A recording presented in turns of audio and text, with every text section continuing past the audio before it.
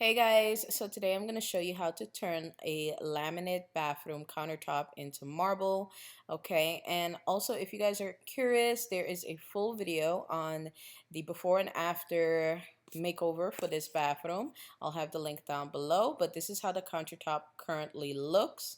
Well, did look yesterday.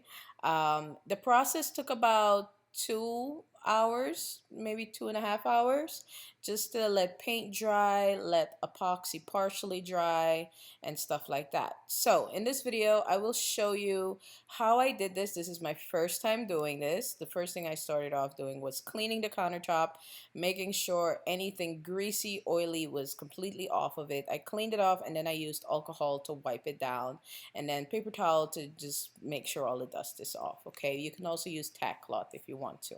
All right, so again, this is my first time ever doing this on an actual countertop. This is a laminate countertop, or if you want to call it formica, whatever works for you, but it's definitely not natural stone. It has a veneer on it, and it works. There's no issues with it. I just don't like the color, and it doesn't go with the bathroom anymore since I did the little makeover on the kids' bathroom. So what we're gonna do is start by prepping and taping off our sink. If you have your sink installed and you're not gonna be removing it, I suggest you tape it off like I'm doing right here, and have the tape. Don't put the tape down right away. Don't stick it onto your sink right away. Just have it up like this, okay? And you're gonna use craft paper or any type of paper you have, even newspaper, to stick on the inside of the tape, and then you're gonna kind of fold it over, okay? Like you're making a sandwich. You're just gonna sandwich the sink. You're gonna cover the sink in paper like a nice deli sandwich. Okay. Oh my gosh, my description of things are just awful. But anyways, that's what we're gonna do. So I just ripped the paper in pieces just to kind of make it easier for me to curve it around this sink. I did want to remove the sink and replace it with a beautiful white sink, but this belly I've got going on, I'm pregnant. It's kind of making things a little bit, I'm not gonna say difficult, just it's just there. And there's a lot of things that I'm just not gonna do that's gonna strain myself. So for now, we're gonna live with the sink. I can always come back and take the sink out in the future. Okay, so yeah, so we're gonna cover the sink and sandwich it up, cover it up. By the way, I have a cooking channel if you didn't know. I'll have the link for that down below. I must be hungry. Anyways, we're gonna cover this sink, okay? And as you guys can see, I'm pressing the tape onto the paper, so this way it sticks on, and then we're just gonna fold it in like I said before. Make sure you tape all the way around your sink, okay? Tape the walls. Make sure you tape the mirror. I forgot to tape the mirror, but tape the mirror as well so you don't get any epoxy on there, because it's very hard to clean off once it gets on there. It's very sticky. Once it dries, it's just really, really hard. So make sure you tape and protect anything that you don't want epoxy to get on. Okay, the epoxy that I'm using, by the way, is tabletop epoxy.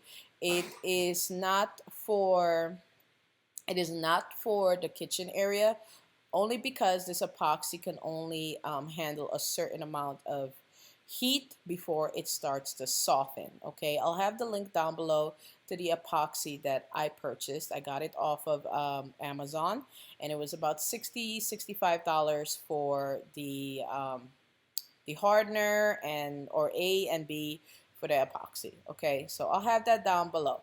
The reason why I'm using this epoxy for the bathroom is because I don't plan on putting a 450-degree pan on this countertop because it's not part of the kitchen. So it is a cheaper option for me to use in the bathroom, especially the kids. And the reason why I'm doing the kids' bathroom first, because it's more of a test to see how this would work out on a countertop, which I already did a little pre-test on a piece of MDF, and it came out real beautiful. So it gave me a little bit of courage to actually go ahead and do this. I just needed the energy to do it.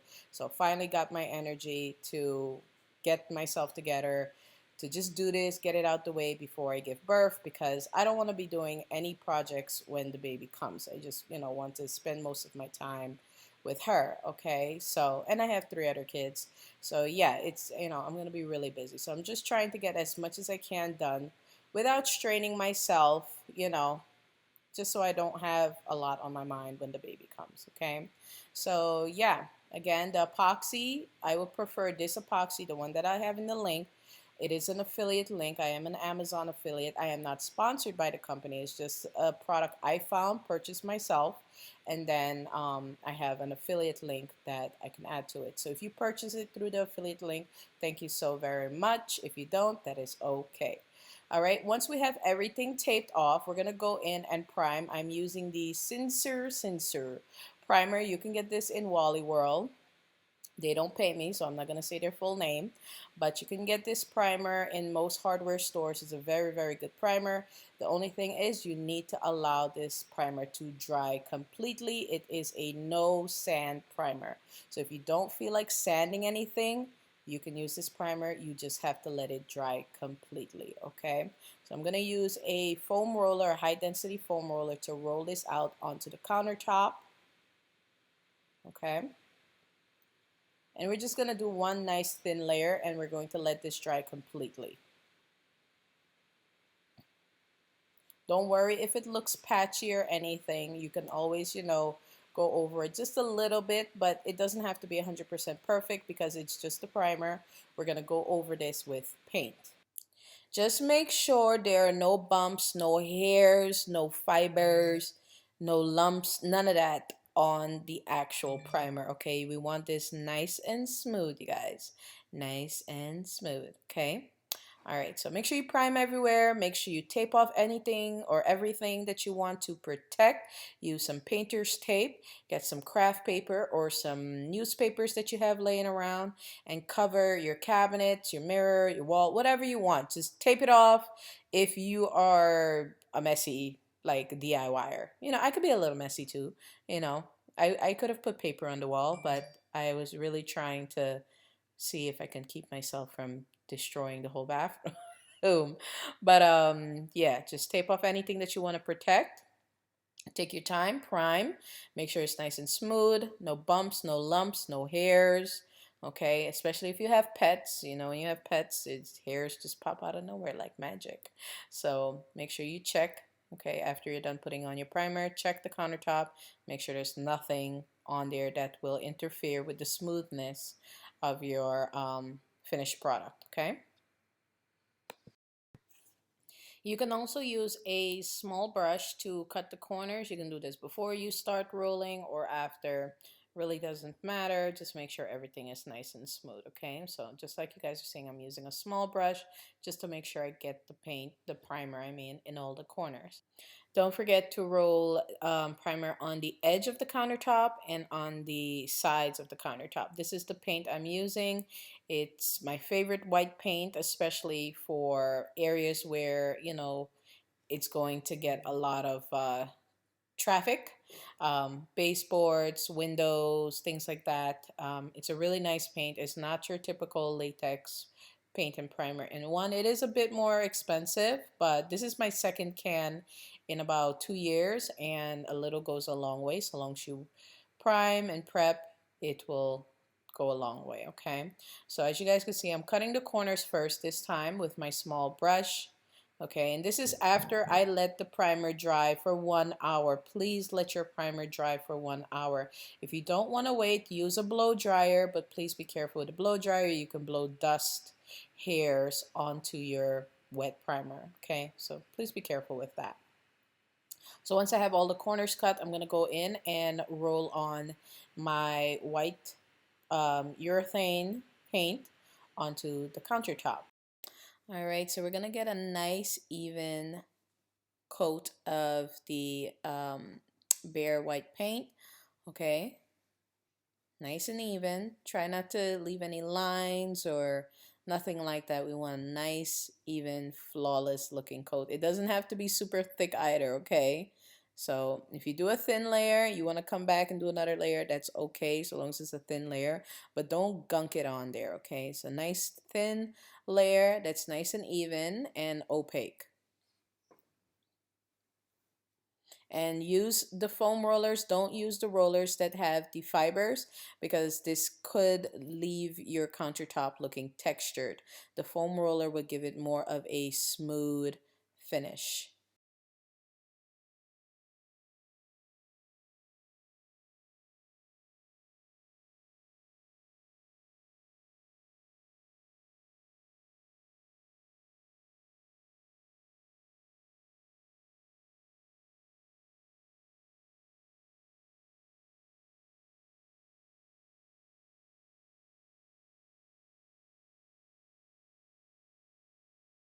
All right, we're finally to the fun part, the epoxy. This is the tabletop epoxy that I will be using. I am not sponsored by this company or the seller, but I am an Amazon affiliate. I'll have the link to this epoxy down below. What you're going to need, what you, what am I thinking? What you're going to need to do is pour half and half equal parts into a epoxy safe container. I use this one. I got it from the dollar store. I did have two other epoxy safe containers, but I used them on my test board and I threw them away. So this worked. It didn't melt or deteriorate or anything crazy.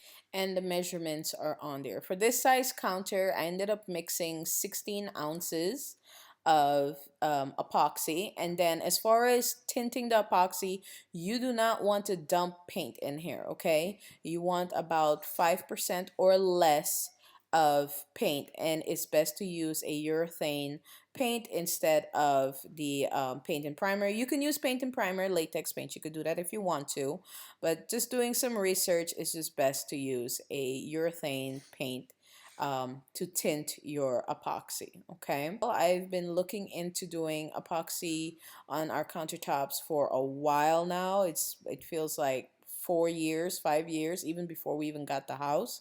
I was looking into epoxy countertops. So yeah, so far my test board with the MDF is looking really beautiful. It has not changed in color, hasn't yellowed or anything like that. And I've had it out in the sun just to test it out. So I'm just going with my first test and the research that I did. Okay, so less than 5% to your epoxy mix. You don't want to dump a half a pint of paint or a cup of paint in there. You don't want that. Also, there was a company that I was going to use. I was going to purchase from them. I actually contacted them and spoke with them. They did offer to give me the product for a discounted price, but it's just something about the price of one of their tints. So basically, this small jar of color that you would add to the epoxy it was just more than an actual gallon of paint. Okay, it was like a little tiny 1 cup jar, and come to find out, they said that it was basically paint. So I'm just gonna assume, I don't know, I'm just gonna assume that they are using urethane paint that was tinted to specific colors and putting them in smaller jars and selling them for about $20 plus each. Okay, so instead of going ahead with that company, because the price was just a little bit ridiculous, I just got my own epoxy off Amazon. My gallon of paint was $35. It's $15 more than the little tiny 1 cup jar, but at least I'll be able to use this 1 gallon of paint to finish up painting trim, to finish up painting window frames and things like that. Okay, all right. As far as spreading out your epoxy, you guys see that I poured it onto the countertop. I poured it behind where the faucet is, and then I poured it on each side. And then I'm using basically a putty knife with teeth. But I'm just using this to kind of spread the epoxy all over. And then I'm going to go in with a brand new, do not reuse the foam roller that you used to paint the countertop. I'm going in with a brand new foam roller to spread out the epoxy. This is going to eliminate bubbles and make it nice and smooth and get you a nice smooth surface all over. So I just wanted to let you guys know, once you start pouring your epoxy, you get about 30, maybe 40 minutes to move it around. This includes spreading it and putting in your marbled design or whatever design it is that you are going for, okay? So 30, maybe 40 minutes, and this all depends on the temperature in your house. Right now in my house, it was, I want to say about 75 degrees. So I'm guessing the hotter it is, the quicker that time will go by, okay? By the way, your supplies, you're going to need foam rollers. Say about three, just have three. Okay, you're gonna need a putty knife like this one with teeth or without, but I prefer the one with teeth. It helps make it spread a little bit more evenly. Gloves, mixing bowls or mixing containers for the epoxy, painter's tape, paper to cover your sink, to cover the walls. I use craft paper. You can go to the dollar store and get a roll. Okay, so those are just some of the supplies you'll need. Paint. You can get paint and primer in one, the white paint and primer, if you do not want to buy the urethane paint. That's fine. You can use that. I'm just using it because it's just from research, it's recommended that you use that, okay? And from my sample, I like the way it looks, so I'm just going to stick with it. But you can use paint and primer in one if you want to just save a little bit of money, okay? Also, if you have like a shiny countertop, you're going to need sandpaper to sand it a bit to kind of get it a little rough, tack cloth to wipe the dust off, and I think I covered it all. I think I did. Also, a mask if you have problems breathing. Okay, so make sure you wear a mask so you're not inhaling any fumes. This epoxy barely had any fumes. I had no issues with it. Okay, so, and it's also non-yellowing, so that's really great. But the bathroom doesn't get any sunlight, so that's just a bonus. Okay, because if the sunlight hits epoxy, it will yellow it after a while. But the bathroom doesn't have an actual window for sunlight, so I'm not gonna worry about that. But it is nice that it doesn't yellow. So as you guys could see, I'm still spreading it. I'm letting it pour over the sides, and I'm spreading it on the sides as well, trying to get it, as even as I can. And once I have it all over, then I'm gonna go in with my brand new foam roller, lightly roll it. You guys, you don't want to press the foam roller down on the counter. You're not painting. All you're doing is just moving the epoxy around, okay? Just move it around, glide the roller on top of it. That's all you got to do. Just glide it, because if you press down on the foam roller, it's going to create air bubbles, and now you'll have a whole bunch of tiny little air bubbles in your epoxy, and you don't want that, okay? So just let the foam roller glide over the epoxy, and this will give you a beautiful bubble-free finish. You see how I'm moving it? I'm just letting it glide. I'm not pushing down on it. That's how you have to do it. And if you push down on it, you can also create high and low areas. You could push off too much epoxy. You don't want that either. You want a good, like 1/8 of an inch thickness in epoxy on the countertop. So try not to roll it all off. Yes, you want it to pour over the edge and fall off to the sides. And this is going to help cover the sides, you know and that's it. You don't press too hard. Gentle and quick and gentle, okay? And don't worry if you see any marks or anything like that. I know it's tempting to go over it again 100 times because it doesn't look smooth. The epoxy is self-leveling, so it will level itself out and create that beautiful smooth finish. All you got to do is just evenly roll it out. Even if it has little lines, just give it like 10 seconds, 20 seconds, and you'll see it'll level out on its own. And again, remember, you only get 30 to 40 minutes depending on the temperature in your house. Make sure you check your epoxy while you're rolling it out, that there's no hairs or any particles or anything that fly into it. Try not to get, any fans or anything like that. If you have the air on, take that off. Okay, you don't want the air on. So now we're gonna tint our paint. This is just a sample of a gray paint that I had in the garage. When we first moved in the house, I think I had about 6 different samples of gray. And this one I believe is called Mirage Gray by Sherwin-Williams, I believe. I'm not sure, but it's just a pretty gray that I'm going to mix with whatever white epoxy was left in there. And this is what I'm going to use to mix to make my gray that is going to create my veins on the countertop. And as you guys could see, I'm also using my paint stick to just kind of let it drip across. You see this?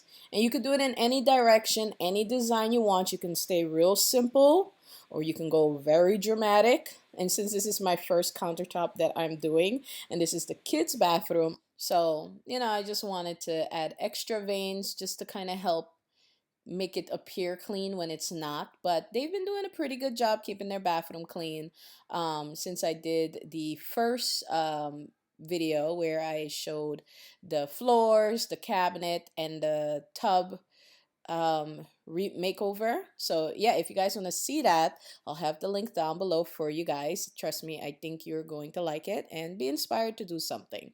All right, so I always let you guys know what mistakes happen, and here is a mistake that I made. You see how I'm putting the veins in the back right there, and it's partially my fault and also not my fault because my back started to hurt really bad because the weight of my belly was pulling me forward and I couldn't really bend the way I usually can bend because my belly was in the way. So next time I will add my veins from the backsplash part towards the end. Why? Because gravity, and the mixture is still very liquidy.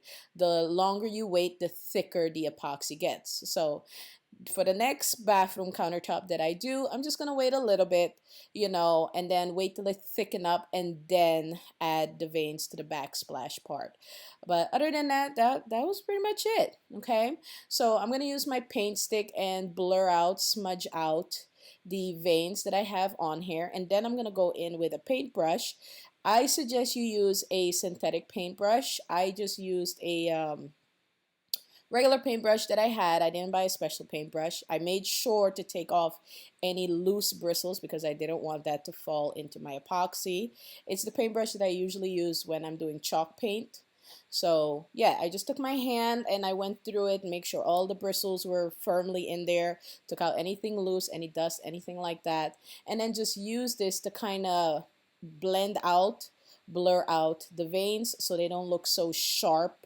You know what I mean? Because marble is very blurry. The veins are usually very blurry. But they do have countertops that are man-made stone countertops that have like very structured. I'm sorry guys, my accent messes me up. Structured, very sharp looking marble veins. Okay, so if that's the look you're going for, hey, go right ahead, have fun with it. It is your project. If you're doing this, have fun, make it your own, because there isn't going to be another countertop that looks like yours. Okay, so have fun with it. So as you guys could see, look at the way I'm just tapping. I'm just using the end of the brush to blend out the epoxy that I poured, with my paint stick, making the veins. Okay, you just want to tap it, tap it, tap it, tap it, tap it, and this is just to help blur out those harsh lines so it has more of a natural look. Sorry for the motorcycle in the background. 4th of July weekend, so yeah. Don't forget to bring your veins over the edge to continue that line over the edge. This will help it look natural as well. Okay, so just look at the tapping motion. I'm not really like doing much. I'm just tapping, tapping, tapping. And I'm also adding more veins with the brush. If you could see, like, I'm tapping, and whatever's left on the brush, I just, add a little extra, here and there. So just make it your own and have fun. Create your own piece of quote unquote marble. Okay, it does not have to look like everybody else's. It's your own masterpiece. So as far as this epoxy, no, it is not a high heat epoxy. I may end up using this same epoxy brand because of the price point. It's $63.99. It's low odor, zero VOC. It is pretty much crystal clear. It does not yellow. Self-leveling. It's just really, really good stuff. And the price point for 1 gallon, like, you can't beat that. You really cannot. So, I had to get it. I have enough epoxy left to do another countertop this size, but I'm going to end up buying another kit. If you guys want to see that when I get ready to do that, most likely after I give birth, please let me know in the comment section or like this video if you enjoyed it, okay? Yeah, I'm loving this. It did take a while, 2 to 3 hours. And remember, most of the time is not you actually doing anything. Most of it is you waiting for things to partially dry. So once you get your marble design that you like on your countertop, you're gonna have to wait about 2-3 hours, okay? So that, or 2 hours, I waited 2 hours, but on the site or on the seller site, they say wait about 4-6 hours. I'm not waiting that long. So I waited about 2 hours, and then I went ahead and did a clear coat of epoxy over my quote unquote marble design. Okay, it is my own design. That's what we're gonna call it, marble. Okay, if somebody doesn't like it, oh well, because there's always somebody not gonna like something you're doing. It's just this is just life. It's just what it is. All right, but I really hope you guys are enjoying the video. Hopefully it inspires you a little bit, at least to get a little adventurous with some projects in your house. Okay, so you see I'm still using the paint stick, and I'm just using it to add some extra veins to the back part of the backsplash of the countertop. Okay, and here I'm mixing the clear coat. Okay, I'm mixing the clear coat here. So again, equal parts in a separate container. All right, so make sure you use a separate container, and I'm just gonna pour that. And I did wait 2 hours, not what this company recommends, but I just waited 2 hours because I could not wait that long. And went over it and gently glide it over. Make sure it pours over the edge. Okay, so you make sure that edge gets covered. You don't want your edge to be peeking through and see some laminate countertop peeking through there, okay? You're gonna do the same process like I said, and this time another clean roller. Do not use the roller that you used to roll out the white.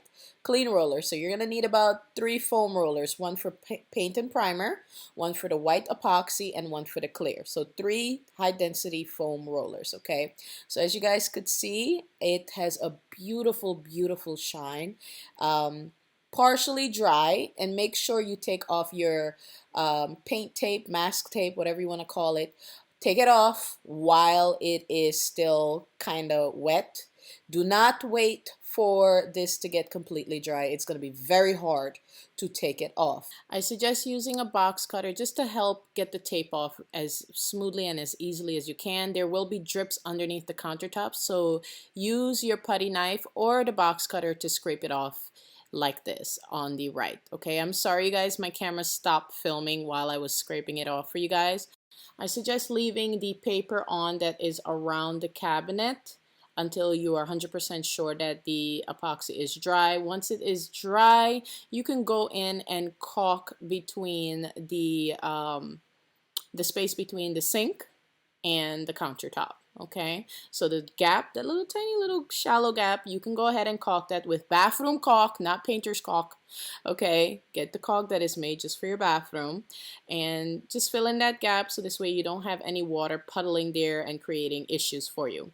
Also caulk between the drywall or the wall and your backsplash. Okay, this was not previously caulked. It was just installed this way, never had caulk on it.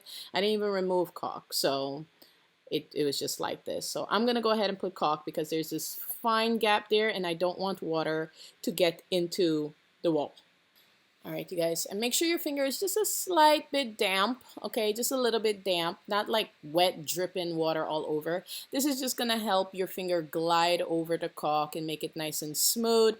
Do not put too much caulk. I know it's tempting to do that when you cut the tip of your caulk, okay, when you cut it at an angle, at least a 45-degree angle, and don't cut it too big. Don't make the hole too big. You want the hole nice and thin, okay? And don't overdo the caulk, okay? Take your time, make sure your finger is a little bit damp, and then glide your finger over the caulk. A little bit goes a long way. If you want more, you can always add more, but if you put too much caulk, it's going to be a hot mess, and it's going to look lumpy and bumpy, and it's going to take forever to clean that up. So this is the final product. Absolutely love the shine on this countertop. It looks amazing, better in person. My husband came home, he saw it, he loves it, the kids love it, and yeah. Eventually we'll change out the sink. I'm sure someone's gonna say something about the sink, but I am huge pregnant right now. I'm just not doing that. If you want to use heat, you can use a blow dryer. Just make sure it's clean. All right, but hopefully this video inspired you to, jazz up your bathroom or kitchen or whatever. And yeah, if you liked it, make sure you like the video. If you enjoyed my video, please subscribe to my channel and leave a comment. I'll see you guys in another DIY video, hopefully soon. Love you. Bye.